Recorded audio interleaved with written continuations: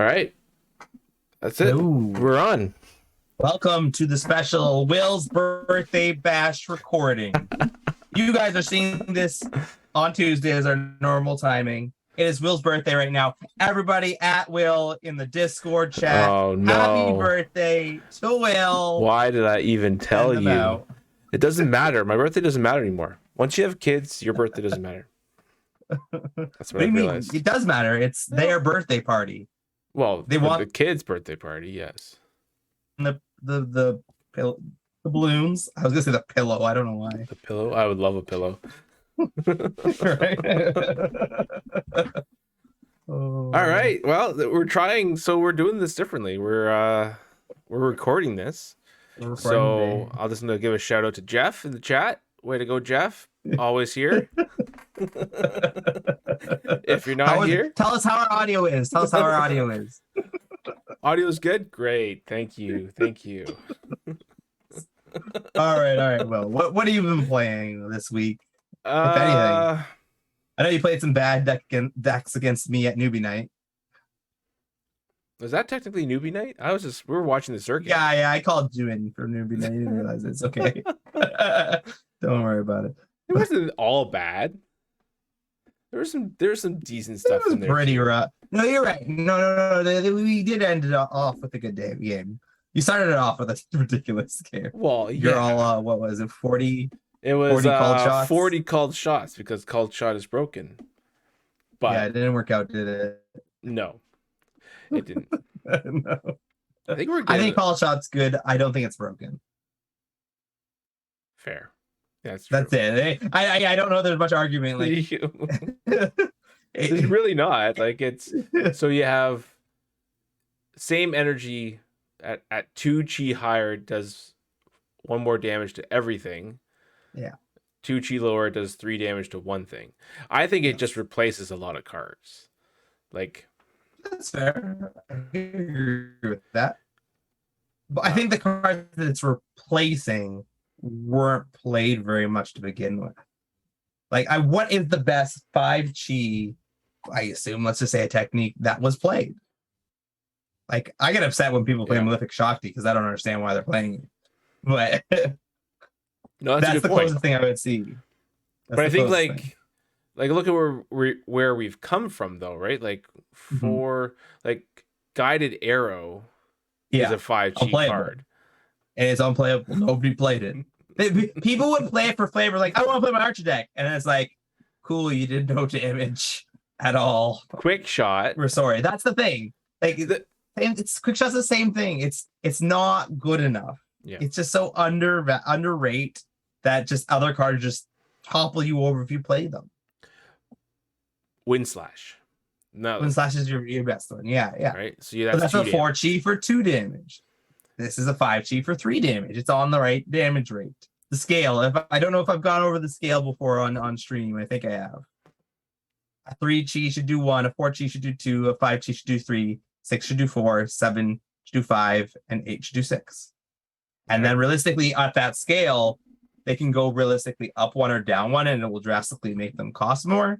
But if you look at the old scale, which is not an actual thing that they looked at, there was no actual scale. This is how they viewed it. 3 chi should be 1. 4 chi should be 1. 5 chi should be 2. It was like a 2.5, I think. It was a 2.5. And then there was a 6 chi should be 3. 7 chi should be 5. 8 chi should be 6. And it's like the top end was so skewed. Yeah. It's just one of those things. Like, it's as the card pool gets bigger, though, we are, at least from my perspective, I am seeing like, do you just go up a chi and make that up somewhere else when you're looking at certain cards? So let's take Wind Slash and Called Shot. Like, you can play both of them. But if you were basically looking for a range damage ability, would you not look at maybe deck building and just say, okay, I have all these 4 chis. Maybe I can make them 5 cheese if I adjust something else. Like, and this is sort of like if you have like 9 8 cheese and you drop one of those 8 cheese all the way down, you can make up a lot of room, right? Yeah. The other one recently, what we've seen a lot of backflip at 4G versus diving juke at 5G. Same cost now, more movement options, but you have that chi difference. So I think it really depends on what you're doing and what your deck needs. But I don't know. I can agree with you. I am hard pressed to push little cards up. That's just because I value my 6s, my 7s, my 8s. So it's really hard for me to pull a 6, 7, or 8 because I find that a 6, 7, or 8 can win you a game. A 5G can do some good things, but I feel like you're pulling something like moving the game down to being an okay card to make another card an okay card. So it makes sense. Like realistically, it does make sense. But I like those spikes of just this card could win me the game. You are a spike. Yes. But so here's the question: 14 championship, HGs. We saw Searing Light. We saw Searing Light come over. It was so I don't know. What was your thoughts on that? It won. It was so. The one thing that I guess we couldn't really see is I would like to know when those games ended what his aura was at and what his energy was at. Right? Yeah. Because like Searing Light, what cost 7 aura? 7 aura. That's it. For versus Wind 2 Slash damage is 5 aura and speed. 2 energy, right? Yeah, versus 5 and 2 for the Wind Slash at swift speed. Now, maybe he was playing it safe in case there was a fatigue deck. And that's his reasoning behind it. And I can slightly get behind that, But would I do it? No. But I don't usually play a lot of Wind Slash in my Nubia. I play maybe 4 at the max. Oh, really? Then. Wow. Yeah, what's in your 4G slot then? I don't do a lot of 4Gs. If I'm doing 4Gs, it's usually to counteract a few Chrono Walkers. He'll usually play around 4 to 6 Chrono Walkers. There's usually 1 to 2 dedicated studies. Because you usually don't need that much more than that. You just want a couple of them. I like the 3 cheese in Axon. I like having lots of pressure points, a lot of shutdowns.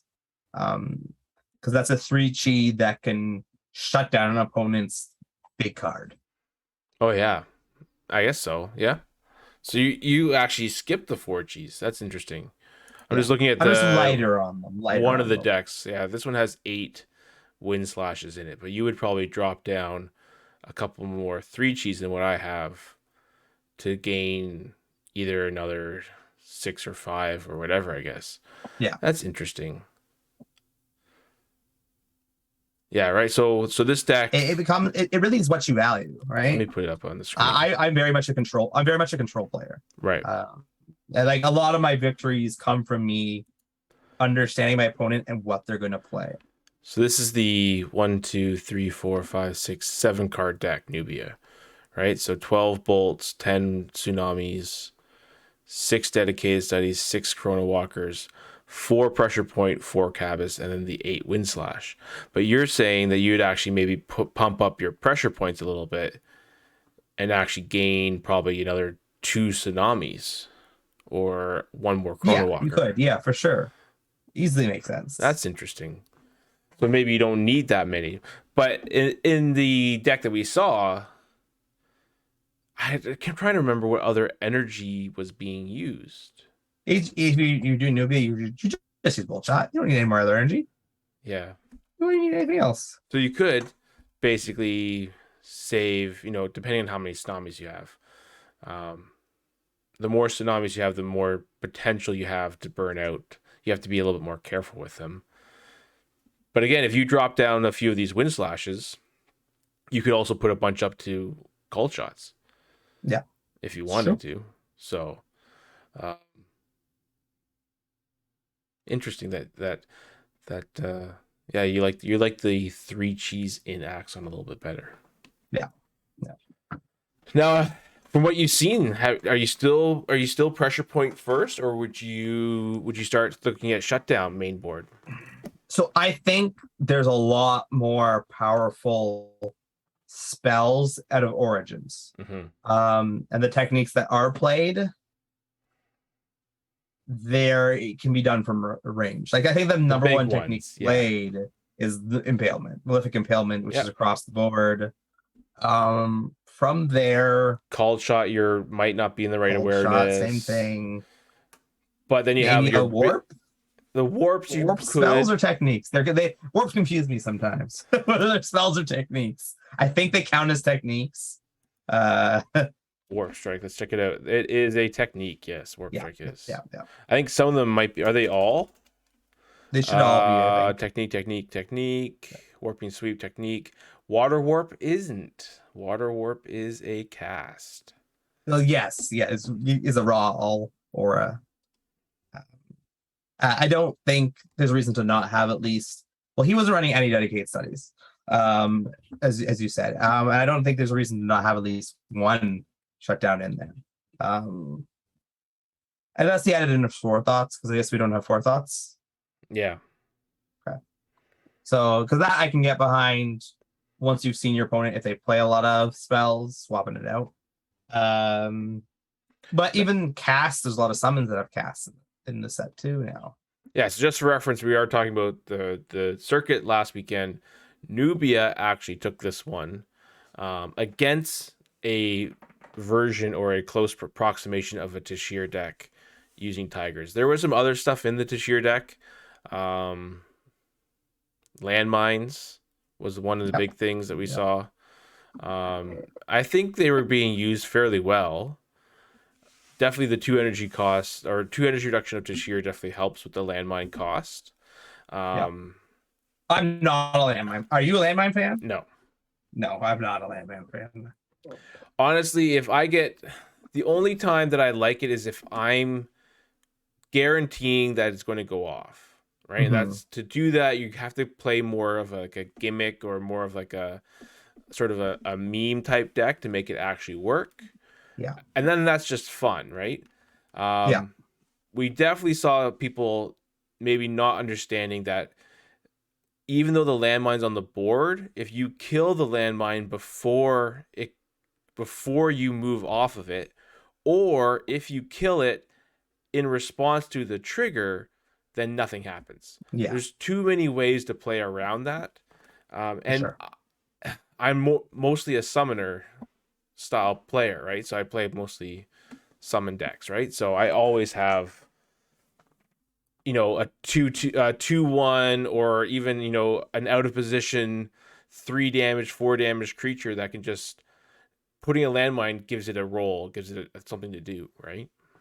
For sure. Clean it up first, but that's where I'm at. Like, and we saw that. Now it would be interesting if you could play the 2 landmines, if you kill the Chrono Walker, hit the Nubia for 6. That wouldn't have been bad, but you can't, and that's the thing. That's why I don't like landmine. Yeah. It's like landmine counteracts itself. Yes, you can't go too nutty with them. So top 4 though was a Tashir again. So that's back-to-back circuits for Tashir. It was a Nubia, and then it was 2 Idris builds. Yes, for sure. And are we surprised that there was no Kun in the top 4? Ooh, that's a good question. Do we know the top 8? Because unfortunately I did see the top 4. I didn't see the top 8. Top 8, I believe there was at least 1 or 2 Kuns then, because we saw. Mm-hmm.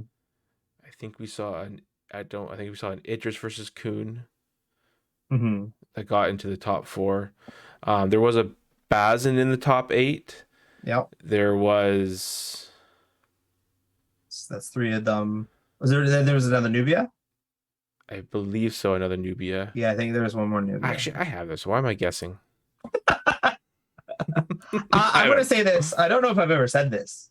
I am not a fan of the Kun deck. I never have been.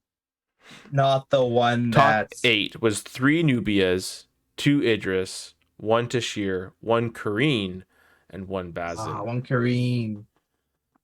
Yeah, would have been nice to see. There is no Kun in the top 8 either. No Kun in the top 8. I am not a fan of the deck that won the original Vast Championship. I'm not a fan of that deck. And I think it got even weaker with Origins as there's extra defense cards, and I think every affiliation in the lower cheese slots. Okay. That's how I feel. And then I would say, looking at newer Kun decks, I think they've gotten muddy from that original goal, which was, I think they got muddy. I don't think there was a singular focus. And that's one thing I can respect about the deck. It was all in, I kill you. That was its goal. And it did that. Yes. Or it didn't. That was it. That was their goal. And now I think there's a little split. They're like, I'll throw a little of this in, I'll throw a little of that. And then once you throw in a little bit of this and a little bit of that, your main plan is weakened. And doing 20 damage when you need to do 25 damage is not enough, and you lose the game. That's it. Yeah. But I think the main plan, like I was saying before, as I just said, was I don't think the main plan of just charge in, do all the damage, win is good enough anymore. I think there's just so many good like warp cards, stuff like that you can put in your main deck pretty easily because they both defend and do a little bit of damage. Right? Yeah, I think for sure. I think that 2021 Kun deck was definitely in the right time, the right place, where the focus was more on Nubia, and then the focus was more on like angels and trying to kill that 20 damage before the angels killed you. And then the Idris decks that were there were sort of also geared towards hitting the 20 damage, right? Whereas not expecting the 26 damage or having to evade big sort of burst style damage wasn't really the Idris deck's focal point at that time. I think it has now, and like we said, and like you mentioned, I think even just like Chaos and Thymos themselves have such better lower ends or other options that can definitely do a lot of good work, right? Like if you put a snare on Kun and he's trying to get in and do the damage, he's doing nothing that turn, right? And you can capitalize. Or even, like you say, defensive cards that can work as well. What I will say, though, is that the newer Kun decks that I've seen, they are definitely answering one of Kun's weaknesses, which is getting surrounded. Sure. But are we really surrounding in this current state, right? It seems to be so right now the Tiger deck seems to be surrounding or trying to get surrounded by capitalizing on some extra turns. Yeah. Whereas other decks seem to be either maybe a big summon or sort of like we saw angels show up again in this circuit, which is really cool to see. Even though a lot of us have said there's a lot of anti-angel tech, we're not playing a lot of the anti-angel tech. Yeah. So why not bring angels until people start playing it, right? Like I agree. How many electrical storms have you seen recently? Very little. Right? Very little. So either Tsunami is still better, or Blue is better, or maybe Phage is just not quite there with the card pool, or the champion hasn't quite shown itself. But I know, like when we were starting before Origins came out, we were talking about Alta and how Alta is sort of that Nubia with like blue and green, sort of powerful aura abilities, right? I'd never say she's a Nubia. Well, okay, no one is a Nubia. Nubia is broken. Nobody's a Nubia. we know our closest Nubia is Satir. That's your B-rate Nubia. Don't tell people. Oh, I wish I didn't play that. And so this is that. I lost you. Do you think people are afraid to do the new things? Do you think people are afraid to do the new things? Like we saw a lot of Idris, a lot of Nubia. I think you just go when you're going into a championship and there's potential winnings or money or whatever on the line. You want to go with your best deck, like what you know. Yeah, what you're most comfortable with. Right. I could agree with that. So I think people lean back to those things that they're comfortable with. But yeah, I don't know. Like it's going to be interesting. I think there's going to be a lot of variation this time around. And for me, as as a deck builder, I'm always like, okay, well, how do I shore up my weaknesses to make sure I have a flexible game plan in order to sort of counter all of these potential decks. And that's really hard because 100 chi sideboard is not enough. You have to have enough tools or things, like you say, that are sort of defensive, maybe offensive if I want it to be. Yeah. And it's not as easy if you're in. It's a lot easier if you're in blue, because then you can sort of, you have so much draw options, or dedicated study options, or whatever. So yeah, we did see some epiphanies. They didn't win. Yeah. Didn't do so well for them, did they? No. Did they?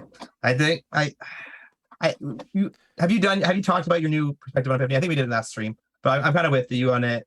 I kind of went to rant on it this last Sunday too. Where'd you go? At the store or at Dragon World? Yeah. One of our players is like, "Oh yeah, my deck's so good. The deck's so good," and I'm like, "What do you want about? You've lost the last 2 events you've been to." Yeah. And I'm like, you shouldn't be, if you're losing events, being like, my deck's perfect. Yeah. What are you doing? Every time you lose, you need to fix and change your deck. And I said, it's like you're an epiphany deck, so you're losing because if you don't get epiphany, you've lost. You spent so much chi, you put so much low stuff in your 3s and 4s, and it's not helping you. It's not doing enough for you. It's not doing enough. Yeah, I mean, I hate the fact that I've come to that realization. I've had to come around to that side, but because I still think overall, it doesn't help anything being in the game. I don't think Epiphany is this card that's like, oh, if it's gone, Axon is drastically weaker. Yeah, I know, I agree. Right? Well, that's the thing. I'm a non-Epiphany player. I played Axel's my favorite affiliation, and I played Epiphany in one deck, and that was before even the restriction of 4. I only played 4 Epiphanies, ironically, and that was in the Haunted Catacomb deck. And the Haunted Catacomb deck, the combo is actually very low chi side, so I'd half the time get it without needing an Epiphany. Right. It just helps. It just helps, yeah. Yeah. No, I know. It's but yeah, I understand that having cards banned for whatever reason can look bad, or is not what people want if they're opening these cards and they're this card's banned. I mean, it happens in other games, and we're still playing those other games. It happens all the time. Things, if you have no bans, at least from my perspective, if there's nothing banned at all, then I would say you're not pushing your game. Right? You're not actually pushing it to the point where you're actually seeing what actually is broken. Mm-hmm. And if you have too many bans, then you're clearly just not, you have no perspective of what your game's doing, right? For sure. I also think that bans don't have to hit everybody. It just has to hit the people who are playing at a certain level for a certain amount of prestige or whatever. Sure. However, back to Epiphany, as you've mentioned, it is sort of weaning itself out, because as people play it and as people lean on it, they also realize that it's not there when they need it, and then their deck is losing. So if you have like an automatic fail, or a fail in your deck, a fail state, sorry, that's what I was looking for. Do you really want to rely on that when it's time for the big competition? I don't know. Yep. It was interesting. The circuit was interesting. I mean, I'm really glad we had some coverage. We got to see some people play. Definitely looks like a newer community, like definitely learning the game. There's definitely a lot of people enjoying. 26 people, I think, was the final numbers, which is the largest one we've had. Sure. So, I mean, that bodes well. And yeah, it's going to be really interesting to see. We have one more circuit, right? One more circuit. As far as we know, it is a secret circuit. A secret circuit? Will's birthday secret circuit. So we have Dragon World Circuit, which will hopefully that's only 2 weeks away, right? That's Only 2 weeks away. October October 2nd. 2nd, right? So that's our last circuit, and then we have Mhm. 1, 2, 3, 4, 5, 6, 7 weeks after that circuit for the actual championship. So Yeah. who knows? There's still lots of time for things to change and things to pop up, but there won't be a sort of a big gathering until after that circuit. So that's going to be interesting. So yeah, it was we saw the Germany circuit was very very polished. The players were playing very very top tier decks. This we saw a little bit more variation, some older champions. So whether that's just like we said, relying on what they know versus trying something new, who knows? Yeah. But anyways, it's actually, having not participated in some of these circuits, Genesis is really very easy to watch. Yes. Yeah. Like you can definitely enjoy. Now it does watching help. It does help when exert tokens and dice and stuff are used. Yeah, that's just wait a second. Yes, and also, well, I think there's a few things that we've seen across all the coverage, right, so far. I mean, the German circuit, we definitely saw a lot of this, was playing the card to the spot when it's actually not even in the arena yet, right? Yeah. Or, I think the last week's circuit, we saw people jumping around, basically being like, oh, I'm going to play these 3 bolt shots. So it's like, whoa. Like, we have people can respond to in between all of those. Like, there's phases and there's points, right? Which brought up a lot of conversation, I think, in the Discord. I don't know if it was just, I think some people just haven't wrapped their heads around it, but also there's just some confusion on how does the stack work? How does the phasing work? And what is the language that we're using in the rule book, and how does it portray, or how does it work out to the actual game? So I think we wanted to tackle some of that tonight too, right? All right, let's stack up.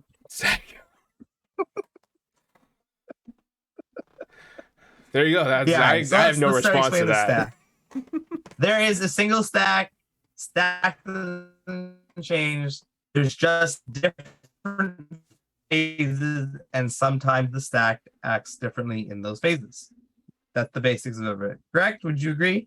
Yeah, I'm just I don't know how the recording's going to come out, but that was like deeply slurred and very slowed down. I'm not sure. We have lost a few frames because of rendering, but we haven't skipped any frames. So hopefully, just hopefully it comes out. Just keep going. Let's be honest, that's just my internet. Oh, probably. Maybe. Does it get worse at night? Is your dad playing WoW again? He's definitely playing WoW, but for those of you who don't know, Alex's dad has been playing WoW for years.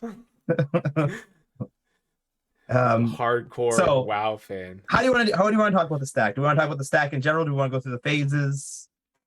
Okay, so let's start big picture, right? So all right. To alleviate any confusion, right? The stack is very similar to Magic stack. Okay? Sure.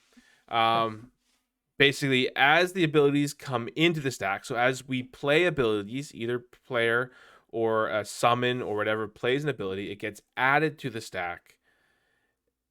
Players then get a chance to respond to each ability as it gets added.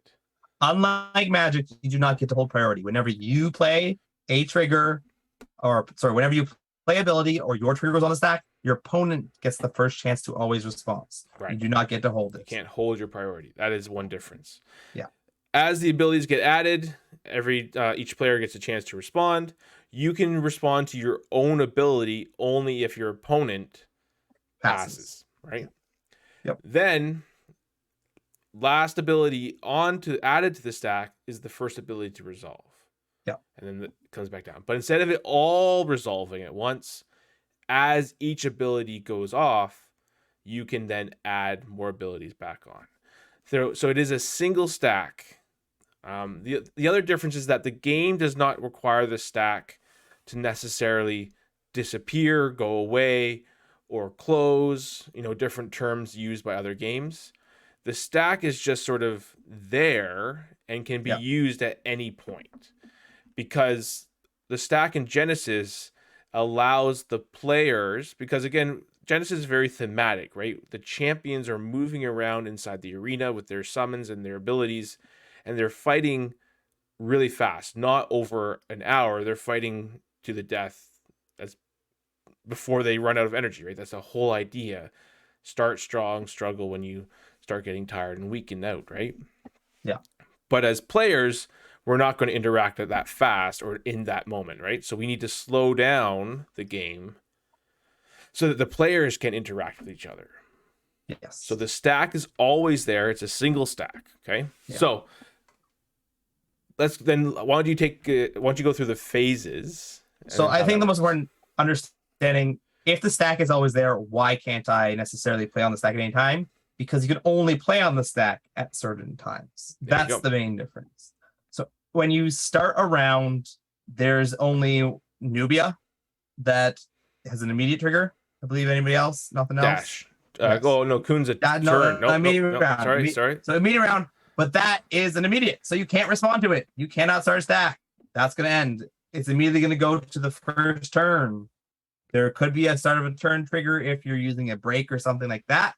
But at the start of the turn, normally you cannot play on the stack. So unless something forcibly puts something on the stack, such as a break, you cannot do that. Right. So the first time that you most commonly will be able to play on the stack as during the main phase. If you're the active player during the main phase, may start a stack. Maybe they don't want to start a stack.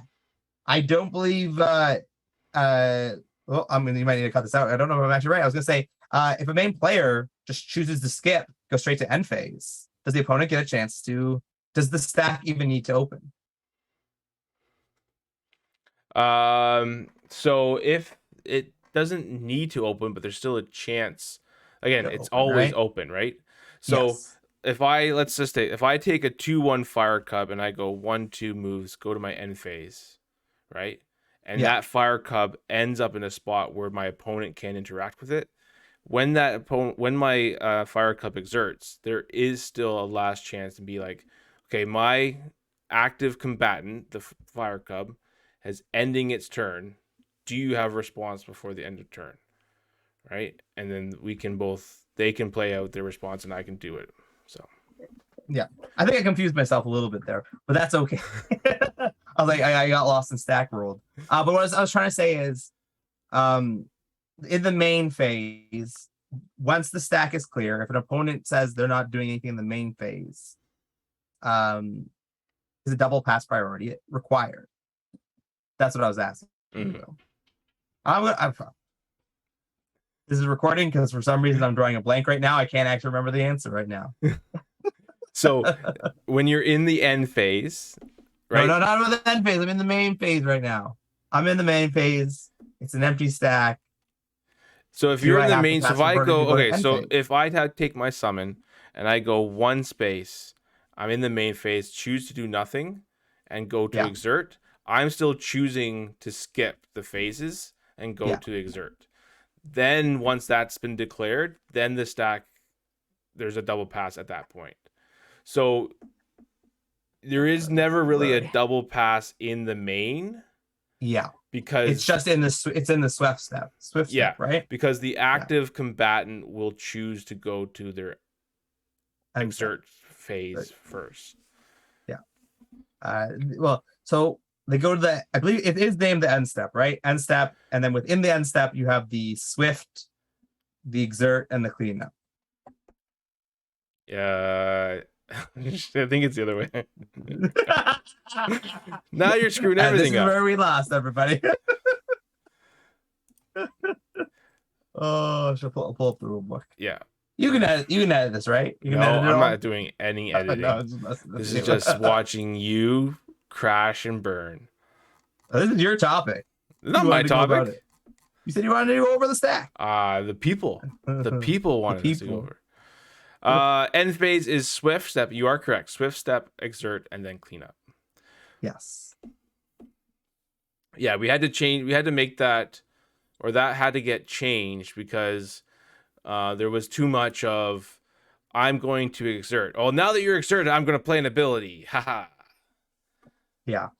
So this is the most important. The swift step is the last time you or your opponent can play swift abilities unless a trigger creates a stack. Right. That's just going to be always the rule. A trigger can break the laws and force a stack upon everybody. That's where we're going with it. So you have your swift step, you have your chance to play your swifts. You said no. The opponent gets exerted.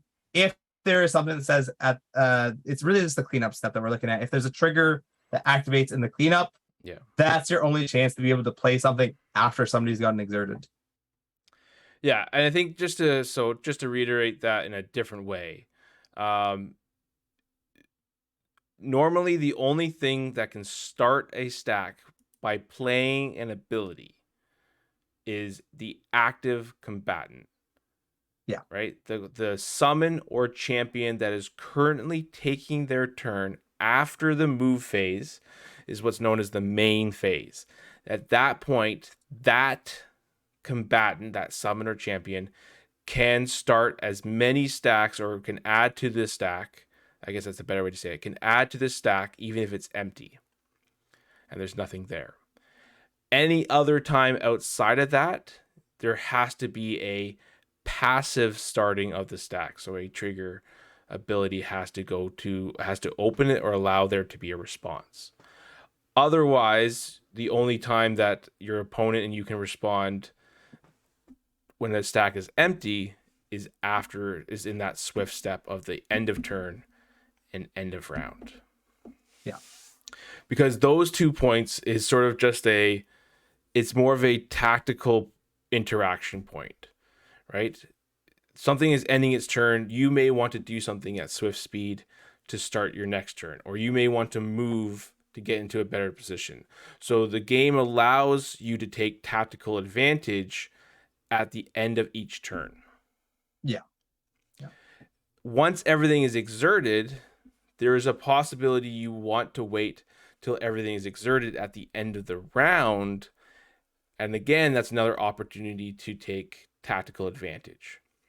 Yeah. The only difference between an end of turn and an end of round is that at the end of round, you cannot gain any more turns. Yes. Right? The end of round is literally last chance, play what you got, don't. The round is going to end.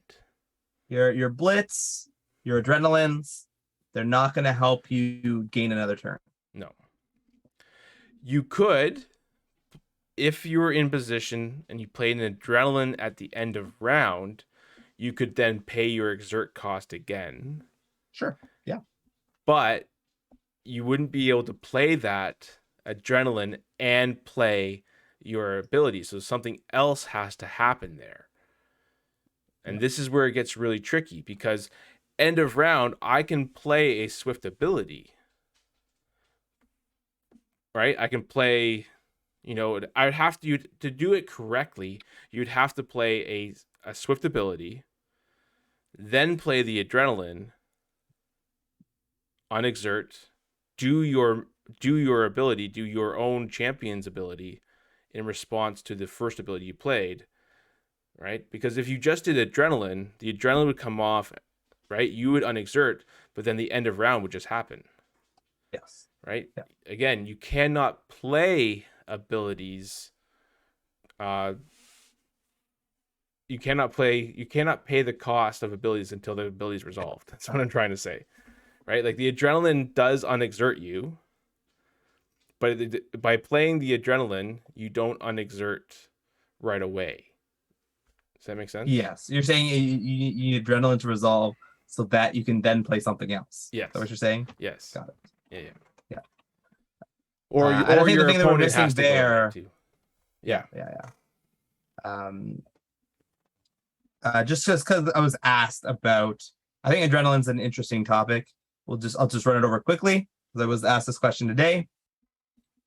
Because of how the swift step and the exert step works, if you adrenaline on your turn in the swift step and do not exert yourself, the next step is the exert step and you will be re-exerted.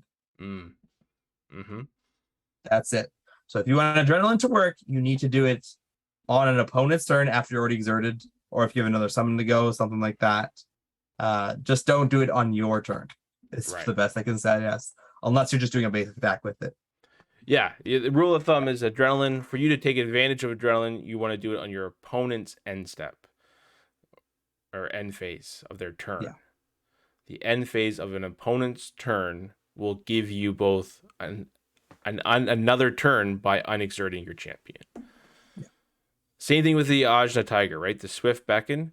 You want to do it to capitalize, and we have been seeing this a lot, is the end of turn. We did see one on the weekend happen at the end of round, which was a misplay. They understood that it was a misplay because it was end of round, had already had started.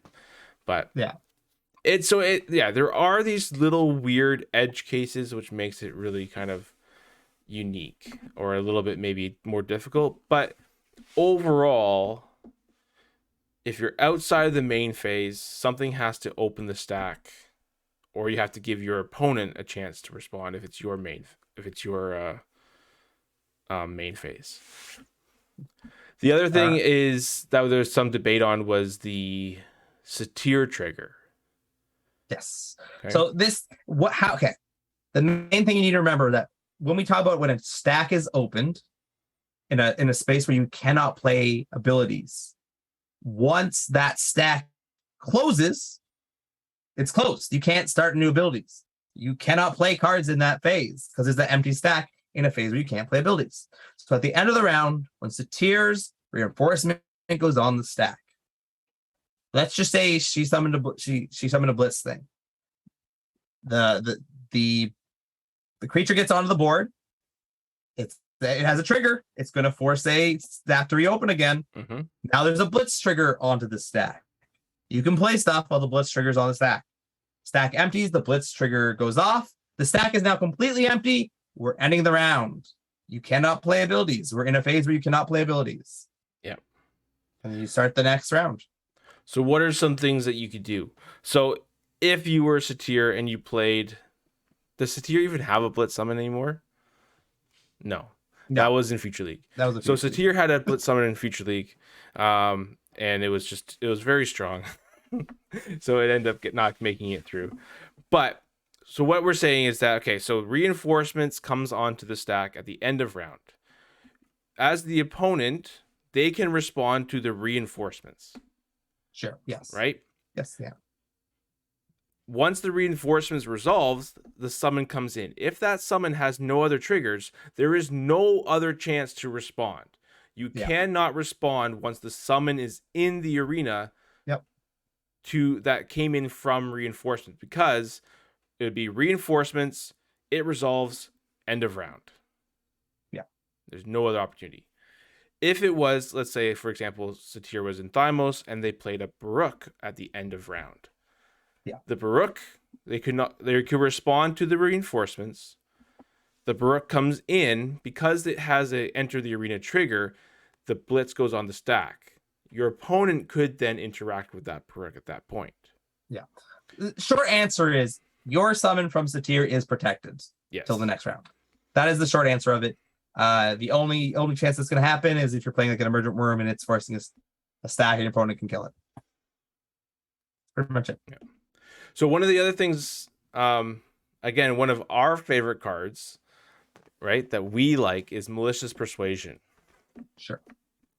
And when we tell people that you should be playing this card, it's because Alex and I understand the stack, and that when a summon double moves, there is a swift step before it exerts, which means you can maliciously persuade your summon to move a third time before it has to exert, which could allow it to get in position to then attack before it has to exert. Right? That's true. So it is a very powerful ability in the right builds, if you're also making sure your positioning is good. All right. That was two old men talk about a stack. Bumble around a stack. I don't know what. There was more bumbling and fumbling around with you than there. Oh, I didn't say there wasn't, but I called myself out. I did it. I think But one of the pieces of advice that I've definitely given people is that if you have play the game and see where sort of the rough edges are, like where are you misunderstanding, right? Because sometimes when you play the game, it's like, oh, you're right, that does make sense. Okay, yeah, we can't do this right now. It does get easier as you play for longer periods of time. But is it your bedtime? Is that what it is? For sure. We've only been we're recording getting for towards 45 my bedtime. minutes. That's fine. We don't have the live people. Usually we get all those questions and comments, and we just nobody's active today for some reason. I have the app up. Nobody left a question. Not a single one. Everyone knows everything because they all know everything. They all know except Jeff. I'm sure Jeff right now is saying something, pointing something out, or asking a question. So sorry, Jeff, but at this exact moment when Jeff posted this right now, that comment right there, yeah, that was we just missed it. Sorry, Jeff. We did. I believe there was an announcement that officially, Joey got hired on today. Joey? Kenny got hired on. Congratulations, Joey. You got hired again. Kenny officially, I see his mugshot being posted everywhere online. It's so funny. We all call him Kenny, but his name's not Kenny. I called him Kenny for years before I found out that its name is not actually Kenny. Oh, that's what it wants to be called. You let it. I think I hear my dog whining. Everyone's asleep right now, so we should probably wrap this up. Thank you for the 2 people who will watch this video. 2 people. 2 people. You and I watching yourself. Yeah. I'm not watching it. I don't got time for that. I've lived it. I'm not going through it again. All right. Thanks, everybody. And let us know what you think. Will. Send the Will's birthday messages. Send him birthday presents and birthday cards and everything. Yeah. Have a good night, everyone. Thanks, Alex. Bye, everybody.